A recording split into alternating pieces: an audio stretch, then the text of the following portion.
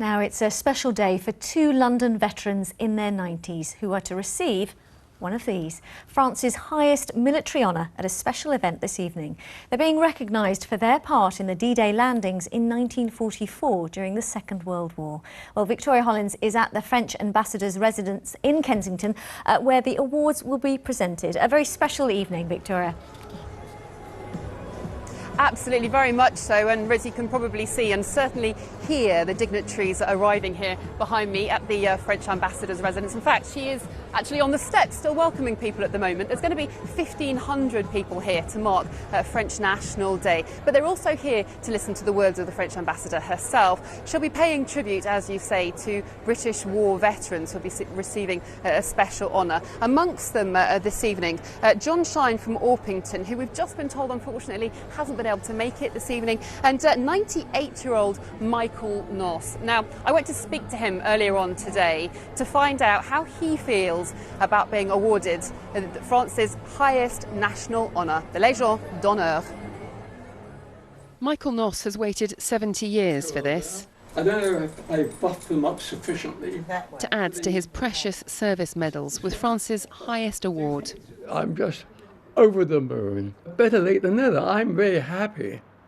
The only thing I regret very much, but it's an impossibility, is the fact that they cannot be issued posthumously.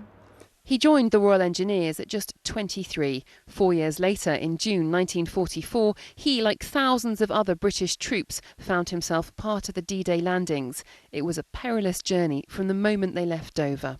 We were sailing alongside, on our port side, there was another ship more or less identical to what we were on. And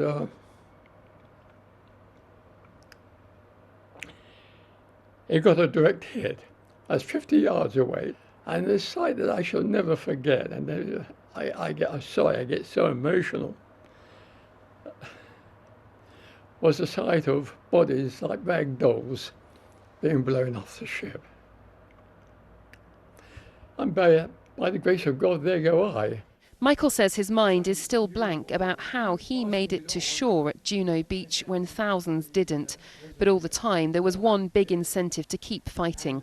17 members of his Jewish family already dead. They were all murdered by the Nazis. They were all murdered. And I was thinking I was going to avenge what had happened. I count myself as being very, very fortunate to have been there.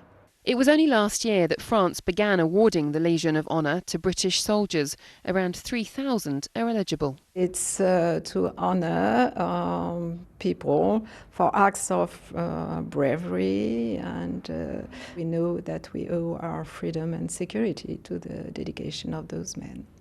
It was a war to end all wars. It didn't happen. I did think of it then. Will they remember the sacrifices made by thousands and thousands of young boys?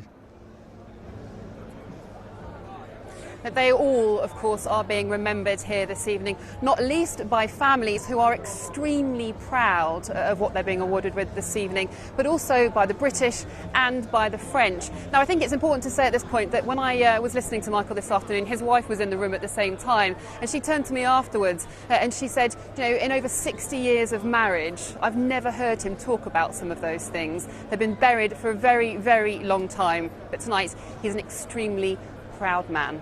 Riz. Absolutely. What an honour to meet him and share his experiences. Victoria, thanks very much indeed.